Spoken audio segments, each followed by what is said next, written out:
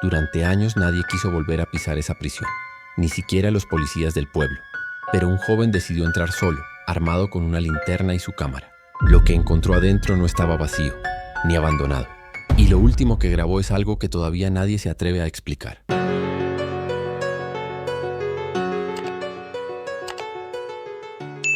No eran pasos esta vez, sino algo que sonaba como arrastre, como si algo pesado estuviera siendo jalado a través del suelo de concreto. El sonido venía de más adelante en el pasillo, desde la dirección hacia la que se dirigía. Mateo se detuvo y apagó su linterna. La oscuridad que lo envolvió era completa y sofocante. No había ventanas en esta sección del edificio y sin su linterna no podía ver ni siquiera su propia mano frente a su cara. Pero en esa oscuridad absoluta pudo escuchar con mayor claridad. El sonido de arrastre continuaba, rítmico y persistente. Cada pocos segundos se pausaba, como si quien o lo que estuviera causándolo necesitara descansar, y luego continuaba, y definitivamente se estaba acercando. Mateo encendió su linterna nuevamente y el haz de luz reveló el pasillo vacío que se extendía ante él. El sonido se detuvo inmediatamente, como si la luz hubiera espantado a lo que fuera que se estuviera aproximando. Esperó varios minutos, pero el sonido no regresó. Finalmente decidió continuar, pero esta vez mantuvo su linterna encendida constantemente y aumentó su velocidad de caminata. Fue cerca del final del pasillo donde encontró la primera anomalía verdaderamente inexplicable. Una puerta de celda, la número 73, estaba cerrada con un sistema de cerraduras múltiples que claramente había sido instalado después de la construcción original del edificio. No eran las cerraduras estándar de las celdas carcelarias, sino candados industriales de alta seguridad, el tipo que se usaba en instalaciones militares o de investigación sensible. Pero lo que realmente perturbó a Mateo fue el letrero "Soldados" y "a la puerta". En letras de metal cortadas con precisión industrial decía: "Recluso, 1247X, no abrir bajo ninguna circunstancia, autorización nivel 7 requerida".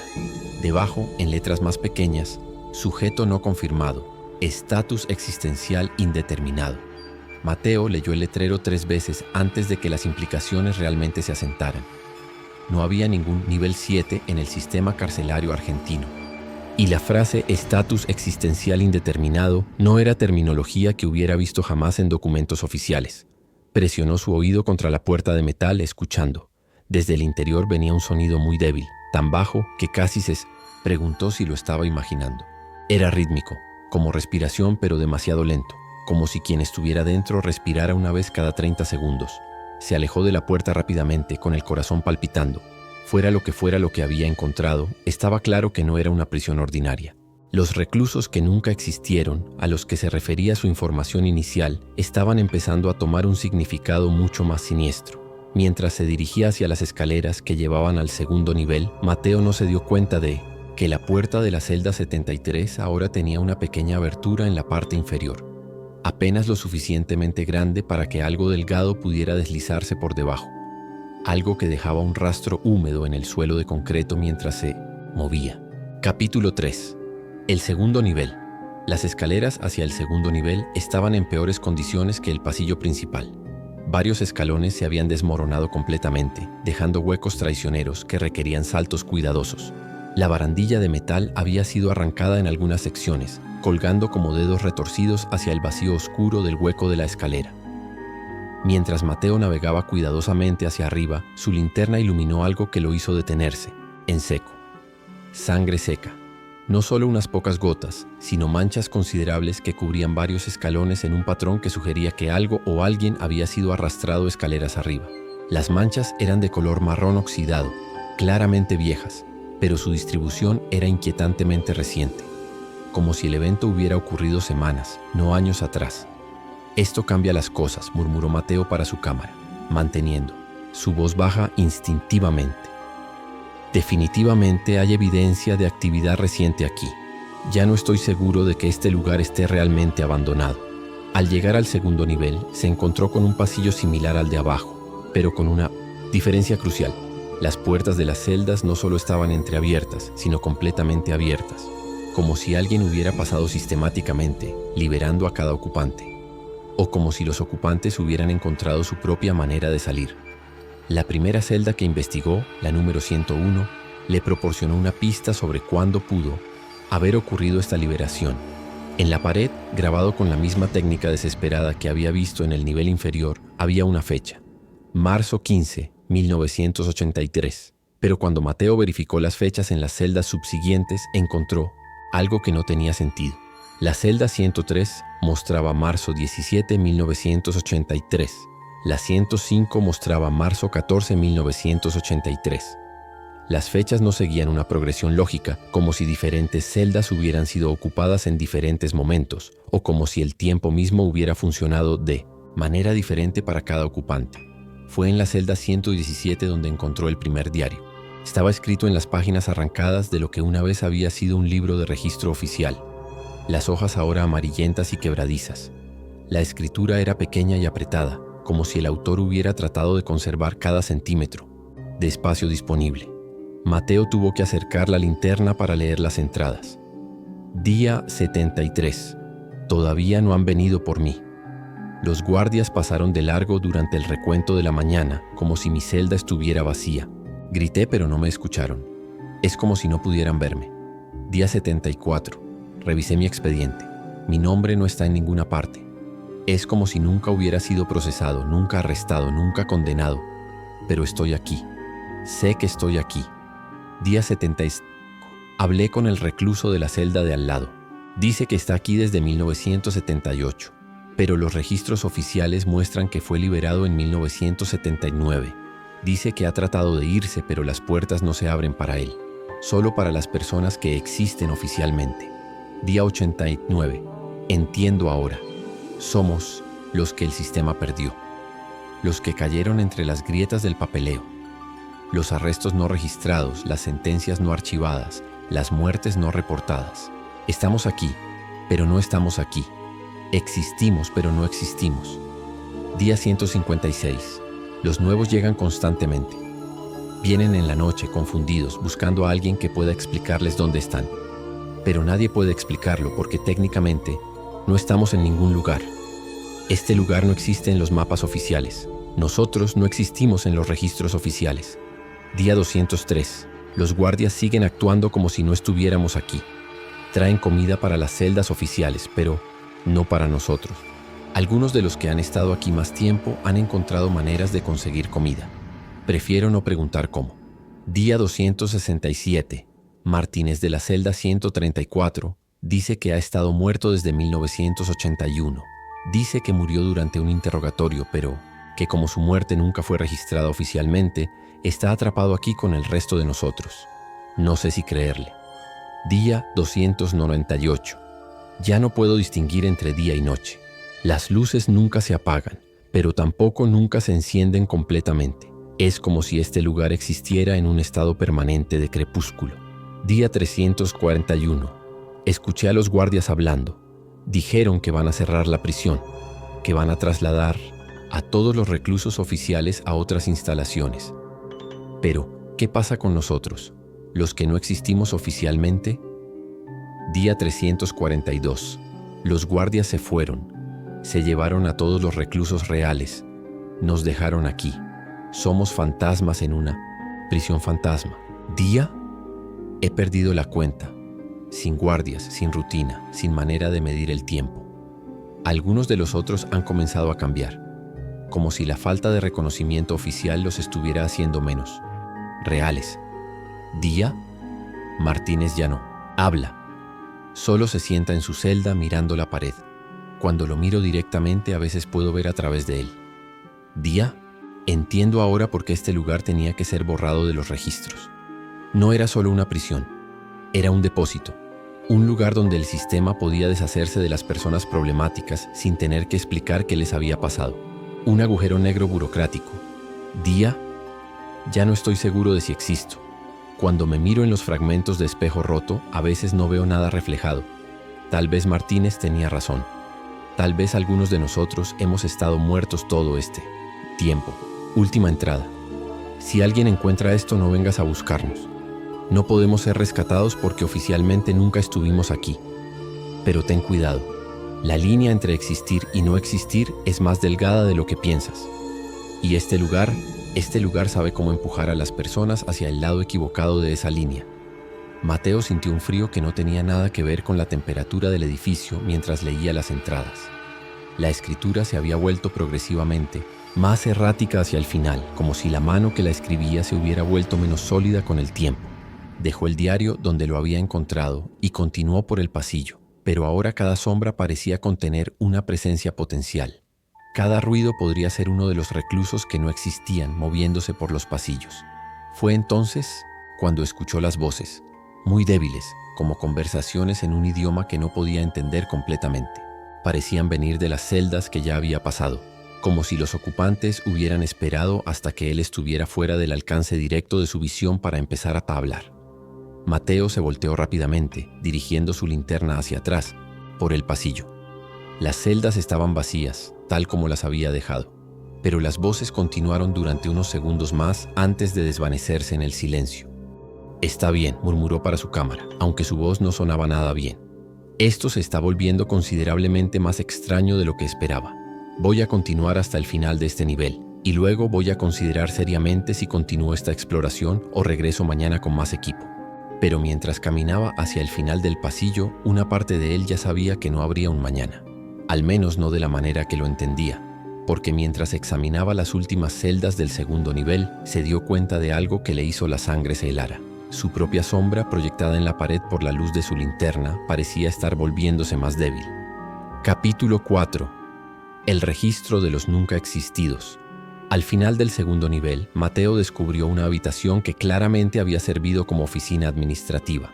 A diferencia del resto del edificio, esta habitación estaba en relativamente buenas condiciones.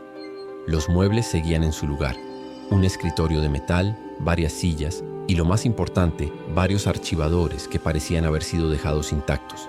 La puerta tenía una placa que leía Administración Categoría Especial, pero las palabras Categoría Especial habían sido rayadas con tinta negra gruesa, como si alguien hubiera tratado de censurar la información. Mateo empujó la puerta, que se abrió fácilmente. El interior olía a papel viejo y algo químico, como formaldehído o algún preservante médico. Una ventana rota permitía que entrara un poco de luz lunar, creando patrones de sombra que se movían con las nubes que pasaban. Los archivadores estaban etiquetados de manera extraña. En lugar de nombres o fechas, tenían códigos. Serie 1247X, Serie 248X, Serie 249X, y así sucesivamente. Mateo abrió el primer cajón y encontró expedientes, pero no el tipo de documentos que esperaba encontrar en una prisión normal. Los expedientes no contenían fotografías mugshot, formularios de arresto o sentencias judiciales. En su lugar, cada carpeta contenía lo que parecían ser estudios psicológicos detallados, informes médicos extraños y algo que solo podía describirse como evaluaciones ontológicas. Mateo sacó una carpeta al azar y la abrió bajo la luz de su linterna. El expediente estaba marcado como sujeto de 247X47 y contenía documentos que lo hicieron cuestionar si realmente estaba en una prisión o en algún tipo de instalación de investigación. Evaluación ontológica inicial. Sujeto 1247X47. Nombre civil redactado. Fecha de ingreso 15 de marzo 1983. Oficial a cargo Doctor redactado. El sujeto fue trasladado a la instalación después de que su arresto no pudo ser procesado a través de canales normales debido a datos clasificados. Las circunstancias de su detención sugieren que el sujeto puede haber experimentado lo que el proyecto Cassandra clasifica como deslizamiento existencial. Examen físico inicial. Sujeto presenta todos los signos vitales normales. Fotografías mugshot resultan en imágenes en blanco. Huellas dactilares no se registran en ningún sistema. Análisis de sangre muestran composición normal, pero las muestras se deterioran rápidamente fuera del entorno controlado. Observaciones conductuales. Sujeto insiste en que no debería estar aquí. Afirma no recordar haber cometido ningún crimen. Los guardias reportan dificultad para enfocar en el sujeto. Durante periodos prolongados, otros reclusos regulares no parecen notar la presencia del sujeto. Recomendaciones. Transferir a la sección X para observación prolongada. Iniciar protocolo anclaje para prevenir mayor degradación existencial. Restricción. absoluta de contacto con personal no autorizado, monitoreo continuo de densidad de realidad del sujeto, nota especial. Este caso marca el 47º incidente de deslizamiento existencial registrado este mes. Se recomienda consulta urgente con el proyecto Cassandra sobre la escalación de eventos. Mateo leyó el documento 3 veces, tratando de procesar la información. ¿Deslizamiento existencial? ¿Densidad de realidad? ¿Qué tipo de prisión utilizaba esa terminología? Abrió otra carpeta, esta marcada como sujeto 1247X73. Informe de progreso, semana 12, sujeto 1247X73. Investigador principal, doctor, redactado. El protocolo anclaje ha mostrado resultados mixtos. Mientras que el sujeto mantiene coherencia física, su presencia en los registros oficiales continúa deteriorándose. El sujeto ya no aparece en fotografías tomadas con equipos estándar, requiriendo el uso de cámaras modificadas con filtros especiales. Observaciones notables. El sujeto ha comenzado a experimentar episodios de transparencia, durante los cuales se vuelve parcialmente visible. Otros sujetos en la sección X reportan que pueden ver a través del sujeto durante estos episodios. El sujeto expresa creciente convicción de que no existe realmente. Análisis psicológicos sugieren que la creencia del sujeto en su propia inexistencia puede estar acelerando el proceso de deslizamiento. Modificaciones al protocolo. Incrementar. Frecuencia de ejercicios de realidad. Administrar medicación experimental. Serie C para estabilizar la presencia ontológica. Restricción total de espejos o superficies reflexivas en el área del sujeto. Nota. El doctor, redactado, ha expresado preocupaciones éticas sobre el programa. Se recomienda su transferencia a otro proyecto. Una tercera carpeta contenía algo aún más perturbador. Informe final. Sujeto 1247X103 estado, ontológicamente crítico. Después de 18 meses en la instalación, el sujeto 1247X103 ha experimentado un deslizamiento existencial completo. Ya no registra en equipos de monitoreo estándar y solo puede ser observado periféricamente. El sujeto mantiene movilidad y aparenta conciencia, pero no puede interactuar físicamente con objetos o personas de manera consistente. Observaciones finales. El sujeto ha alcanzado lo que el proyecto Cassandra clasifica como estadio terminal de inexistencia. Aunque físicamente presente, el sujeto no puede ser fotografiado, filmado o registrado por medios convencionales. Otros sujetos reportan que pueden sentir la presencia del sujeto pero no pueden enfocarse en él directamente. El sujeto parece consciente de su condición y expresa angustia extrema. Recomendación: transferir al sujeto a la sección Omega para contención indefinida. El sujeto ya no puede ser considerado para rehabilitación existencial. Nota personal. Doctor, redactado. Esto no puede continuar. Estamos creando algo peor que la muerte. Estamos borrando a las personas de la realidad misma. Renuncio a este proyecto efectivo inmediatamente. Mateo cerró la carpeta con manos temblorosas. Las implicaciones de lo que estaba leyendo eran aterradoras. Esta no había sido una prisión en el sentido tradicional, sino algún tipo de instalación de investigación donde se experimentaba con la naturaleza misma de la existencia. Los reclusos que nunca existieron no eran una metáfora. Eran el resultado literal de experimentos diseñados para borrar a las personas de la realidad. Fue entonces cuando encontró el registro principal. En el fondo del último archivador había un libro de cuero negro, grueso como una guía telefónica, titulado Registro Maestro, Proyecto Cassandra, Instalación 147. Mateo lo abrió cuidadosamente y sus páginas revelaron lista tras lista de nombres, fechas y códigos de sujeto, pero lo que lo hizo sentir como si el suelo se estuviera desplomando bajo sus pies fue la fecha en la primera página. Iniciado, 15 de enero 1978. Terminado, 31 de marzo 1983. Y en la última página, escrito con una caligrafía diferente y tinta más fresca, había una entrada reciente. Sujeto 1247 ISR1. Nombre: Mateo Herrera. Fecha de ingreso: hoy estado. Procesamiento inicial. Notas: sujeto ingresó voluntariamente a la instalación. Comenzar protocolo anclaje inmediatamente. El sujeto no debe ser permitido a salir hasta que el proceso sea completado. Mateo dejó caer el libro y este golpeó el suelo con un ruido que reverberó por toda la habitación. Su corazón palpitaba tan fuerte que podía escucharlo en sus oídos. Agarró su cámara, que había estado grabando todo este tiempo, y se dirigió hacia la puerta. Pero la puerta ya no estaba donde la había dejado. De hecho, ya no había puerta en absoluto. Solo una pared sólida de cemento, como si la entrada nunca hubiera existido. Mateo se volteó frenéticamente, buscando otra salida, pero la habitación ahora parecía completamente cerrada.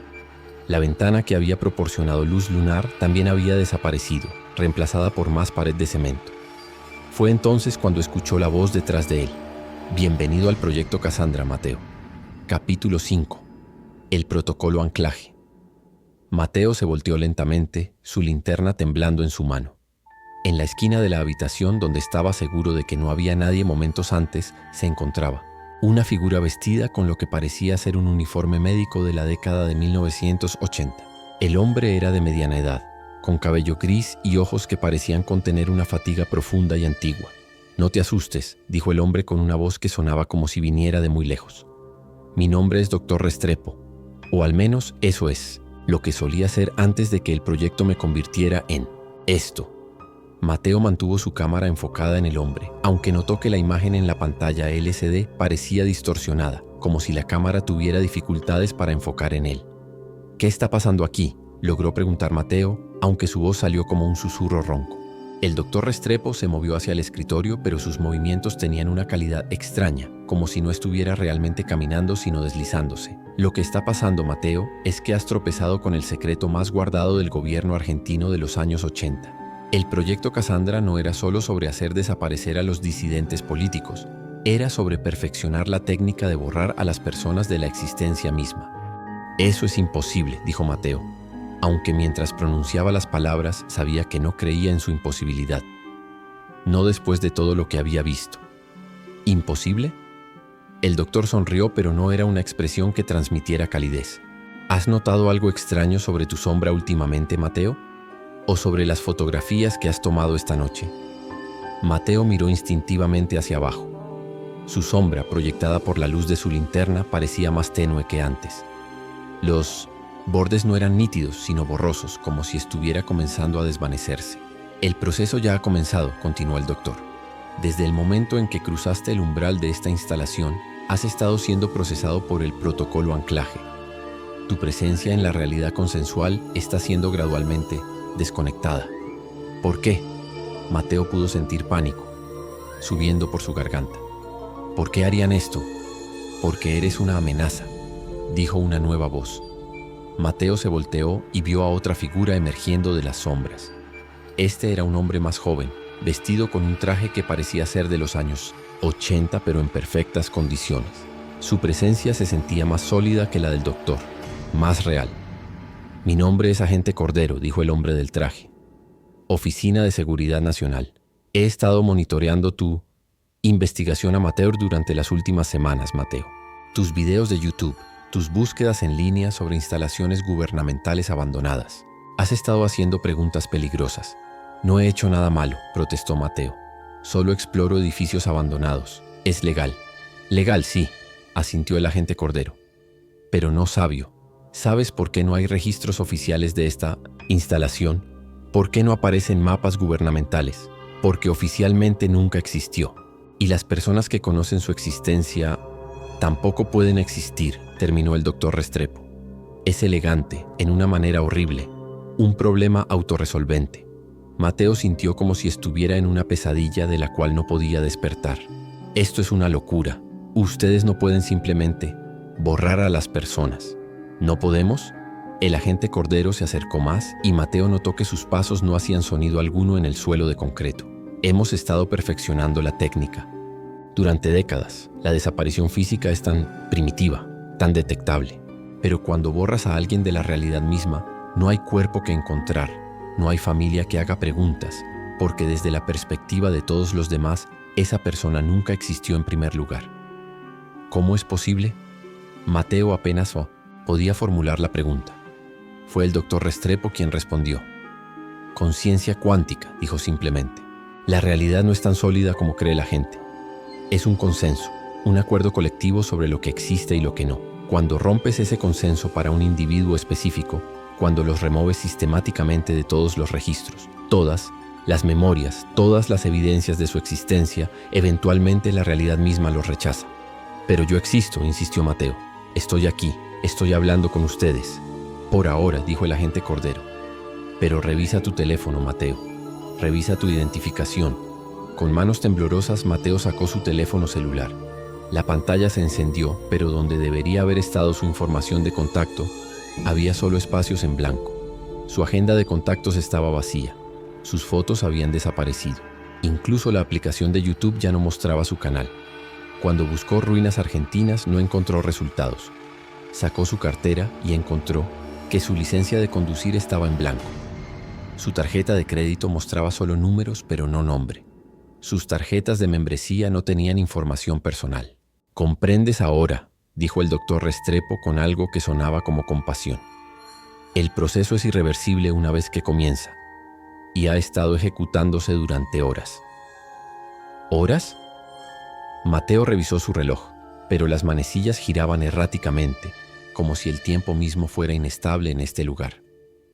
«El tiempo funciona de manera diferente aquí», explicó el doctor. «Esta instalación existe en lo que podríamos llamar un bolsillo de realidad, un lugar que está técnicamente en el mundo, pero no completamente parte de él. Es por eso que el proceso de borrado puede completarse sin interferencia externa». Mateo se dirigió hacia donde había estado la puerta, presionando sus manos contra la pared sólida. «Déjenme salir. Pueden quedarse con las grabaciones. Nunca diré nada a nadie sobre este lugar». «Me temo que eso ya no es una opción», dijo el agente Cordero. «El proceso está demasiado avanzado. Incluso si te permitiéramos irte ahora, encontrarías que el mundo exterior ya no te reconoce. Tu apartamento sería ocupado por otra persona que afirmaría haber vivido allí durante años. Tus amigos no recordarían tu nombre. Tus padres tendrían fotos familiares que no incluirían tu imagen». «Esto no puede estar pasando», murmuró Mateo, pero incluso mientras lo decía, podía sentir algo cambiando dentro de él. Una sensación de desconexión, como si estuviera viendo su propia vida desde muy lejos. «Hay una manera de detenerlo», dijo el doctor Restrepo de repente, ganándose una mirada de advertencia del agente Cordero. «Doctor, sus órdenes son específicas».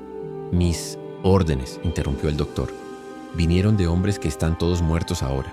El proyecto fue oficialmente cancelado en 1983, pero esta instalación continuó funcionando por sí misma. Se convirtió en algo automático, algo que procesa a cualquier persona que descubre su existencia».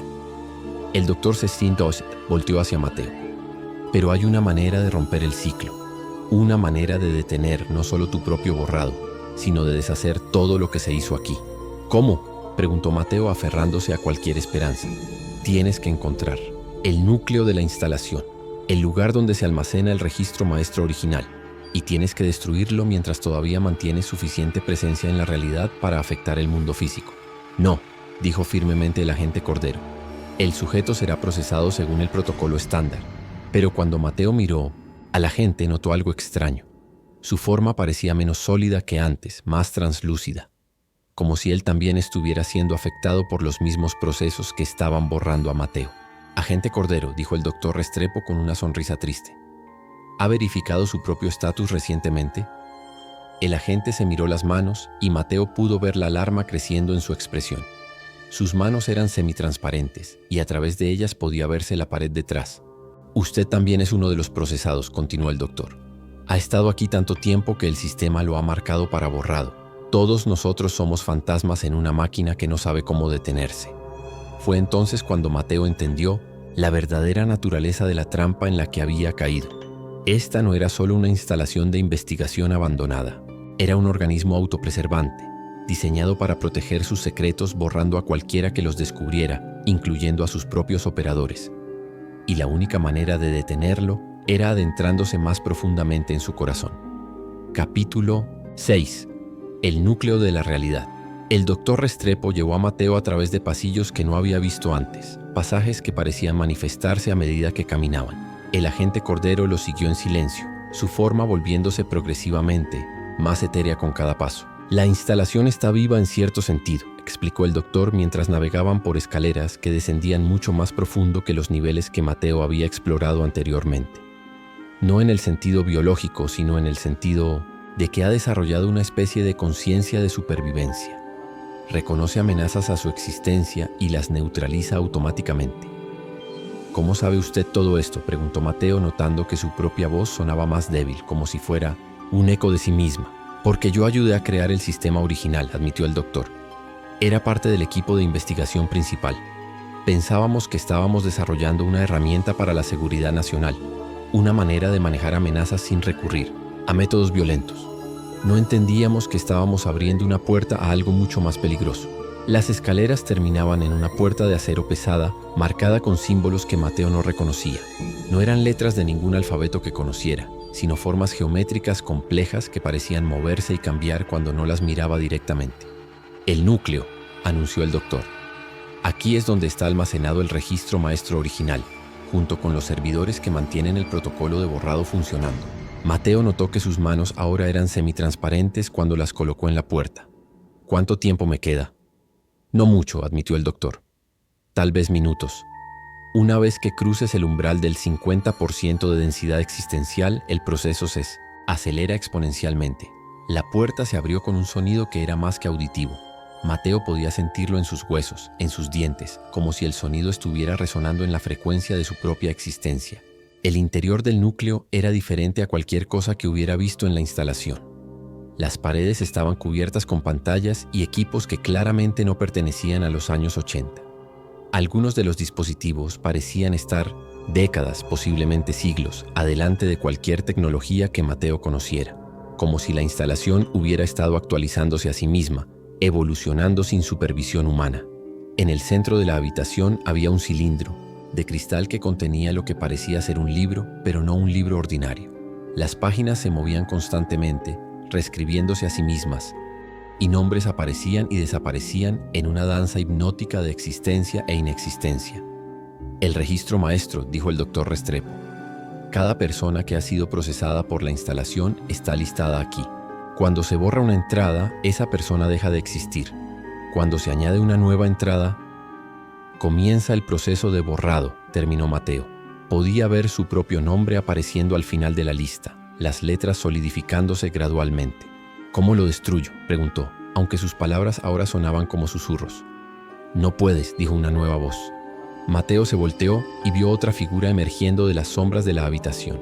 Esta era una mujer de edad indeterminada, vestida con ropa que parecía de múltiples épocas diferentes, como si hubiera estado aquí desde el inicio de la instalación y hubiera cambiado de vestuario a medida que pasaban las décadas.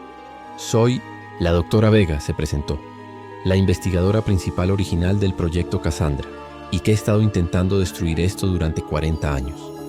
¿Por qué no ha podido?, preguntó Mateo, aunque sospechaba que ya conocía la respuesta. Porque para destruir el registro tienes que tener suficiente presencia existencial para afectar la realidad física. Pero para llegar hasta aquí, tienes que haber sido procesado lo suficiente como para que tu presencia existencial sea mínima. Es una paradoja perfecta. Mateo miró el cilindro de cristal, luego a sus propias manos que ahora eran apenas visibles. Tiene que haber una manera. La hay, dijo la doctora Vega. Pero requiere un sacrificio. Requiere que alguien use el último residuo de su existencia para crear un bucle de retroalimentación en el sistema. Esencialmente, usar el propio mecanismo de borrado contra sí mismo. ¿Cómo? Si puedes añadir el nombre de la instalación misma al registro, explicó el doctor Restrepo. Si puedes hacer que el sistema se marque a sí mismo para borrado, creará una paradoja que debería colapsar todo el protocolo. Mateo se acercó al cilindro de cristal. Había un panel de control junto a él con una interfaz que parecía responder al tacto. Aunque sus dedos eran apenas visibles, todavía podía interactuar físicamente con los controles, aunque requería un esfuerzo considerable. ¿Cuál es el nombre oficial de la instalación?, preguntó. Instalación de Investigación Ontológica. 147, Proyecto Cassandra, respondió la doctora Vega. Pero Mateo, tienes que entender. Una vez que hagas esto, una vez que uses el último de tu presencia existencial para introducir esa entrada, no habrá manera de revertir tu propio borrado. Podrás salvar a todos los demás, pero no a ti mismo. Mateo miró a las tres figuras que lo rodeaban. El doctor Restrepo, el agente Cordero y la doctora Vega. Todos ellos fantasmas de personas que una vez habían existido, atrapados en este lugar por décadas, incapaces de vivir pero también incapaces de morir completamente. ¿Ustedes podrán irse si esto funciona?, preguntó. No lo sabemos, admitió la doctora Vega. Hemos estado aquí tanto tiempo que podríamos estar demasiado disueltos para recuperar la existencia completa. Pero al menos el ciclo se romperá. No habrá más víctimas después de nosotros. Mateo pensó en su canal de YouTube, en los videos que había hecho, en las personas que lo conocían. Se preguntó si ya habían comenzado a olvidarlo, si su apartamento ya estaba vacío, si sus padres ya habían ajustado sus memorias para llenarse el vacío donde él había estado. Pero también pensó en todos los exploradores urbanos futuros que podrían tropezar con este lugar, todos los investigadores curiosos, todos los buscadores de verdad que terminarían como él si no hacía algo para detener el ciclo. «Hay algo más», dijo el doctor Restrepo de repente. «Tu cámara ha estado grabando todo este tiempo, ¿verdad? Si el colapso funciona, si la instalación realmente se borra a sí misma, podría crear una ventana temporal donde tu grabación pueda existir, sin ser procesada por el protocolo de borrado. Una evidencia de lo que realmente pasó aquí». Mateo miró su GoPro, que había estado fiel durante toda la experiencia. La luz de grabación todavía parpadeaba, aunque débilmente. ¿Cree que funcionará? «Es posible», dijo la doctora Vega. «Si el colapso es lo suficientemente completo, podría crear lo que llamamos una sombra temporal, un registro que existe fuera del alcance normal del protocolo de borrado». Mateo tomó una respiración profunda, aunque ya no estaba seguro de si realmente necesitaba oxígeno o si solo era un hábito existencial. Se acercó al panel de control y comenzó a trabajar con la interfaz. Añadir una nueva entrada al registro requería información específica: nombre, fecha de procesamiento y código de clasificación. Mateo introdujo cuidadosamente: instalación de investigación ontológica 147, Proyecto Cassandra, como el nombre. Para la fecha de procesamiento puso la fecha actual. Para el código de clasificación, después de mirar las otras entradas, introdujo autorreferencial. Mientras trabajaba, podía sentir su propia existencia diluyéndose. Sus dedos se volvían cada vez más transparentes y tuvo que concentrarse intensamente para mantener contacto físico con los controles. «Mateo», dijo la doctora Vega suavemente, «antes de que hagas esto queremos que sepas algo. Lo que estás haciendo es heroico, pero también significa que nunca habrá sido. Una vez que el colapso ocurra, desde la perspectiva del mundo exterior, esta instalación nunca existió. Nosotros nunca existimos y tú nunca habré existido», terminó Mateo. «Lo entiendo». Colocó su dedo sobre el botón final de confirmación. «Pero al menos», agregó, «alguien sabrá la verdad». Presionó el botón. El efecto fue inmediato y catastrófico. Las pantallas alrededor de la habitación comenzaron a parpadear frenéticamente. El cilindro de cristal se llenó de texto que aparecía y desaparecía tan rápidamente que era imposible de leer. Alarmas comenzaron a sonar y una voz computarizada comenzó a anunciar algo en un idioma que no sonaba humano. «¡Funciona!», gritó el doctor Restrepo por encima del ruido. «El sistema está tratando de procesarse a sí mismo. Es una paradoja lógica que no puede resolver». Mateo pudo sentir sus últimas conexiones con la realidad disolviéndose. Ya no podía ver su propio cuerpo, pero de alguna manera aún mantenía conciencia, flotando como un punto de perspectiva en un espacio que se estaba desmontando a su alrededor. «La grabación», logró decir, aunque ya no estaba seguro de si tenía voz. «Asegúrense de que alguien encuentre la grabación. La dejaremos donde pueda ser encontrada», prometió la doctora Vega, su propia forma ya disolviéndose. «En algún lugar donde un futuro explorador la pueda descubrir». El mundo se desmoronó en fragmentos de luz y sonido. Mateo sintió como si estuviera cayendo a través de capas de realidad, cada una más tenue que la anterior. En algún momento durante la caída, perdió conciencia de sí mismo como una entidad separada y se convirtió en parte del colapso general. Cuando el ruido finalmente cesó, no quedaba nada. Epílogo: la grabación encontrada.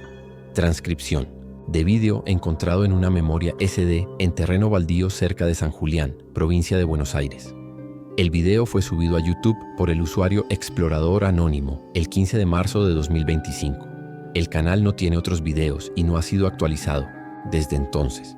Los intentos de contactar al usuario han sido infructuosos. Nota: el video muestra a un joven documentando la exploración de lo que parece ser un edificio abandonado. Sin embargo, los intentos de localizar el edificio mostrado en el video han sido infructuosos. Los registros locales no muestran evidencia de que jamás haya existido una prisión en la ubicación descrita en el video. El joven en el video se identifica como Mateo, pero no se han encontrado registros de un explorador urbano con ese nombre operando un canal de YouTube llamado Ruinas Argentinas. Las búsquedas exhaustivas no revelan evidencia de que tal canal haya existido jamás. Algunas de las tecnologías mostradas en las partes finales del video parecen estar décadas adelante de la tecnología actual, lo que ha llevado a especulación de que el video puede ser una obra de ficción elaborada. Sin embargo, el análisis forense del archivo de video no muestra signos de manipulación digital. El video termina abruptamente durante lo que parece ser un evento catastrófico de algún tipo. No se han encontrado más grabaciones. Se incluye la transcripción completa a continuación, pero se advierte a los lectores que el contenido puede ser perturbador. Actualización, 22 de marzo de 2025. Varios usuarios de YouTube han reportado que después de ver el video completo experimentan una extraña sensación de desconexión que dura varios días. Un usuario escribió: "Después de ver el video, mis amigos actuaron como si no me conocieran durante una semana entera. Luego todo volvió a la normalidad, pero tengo la extraña sensación de que algo importante pasó que no puedo recordar". Actualización, 30 de marzo de 2025. El video ha sido removido de YouTube por violación de términos de servicio, aunque los términos específicos violados no fueron especificados. Las copias del video parecen corromperse después de ser descargadas, volviéndose inaccesibles después de aproximadamente una semana. Actualización, 15 de abril de 2025. Una investigación adicional ha revelado que no existen registros oficiales de que jamás haya existido un penal provincial NOPLA 147 en Argentina.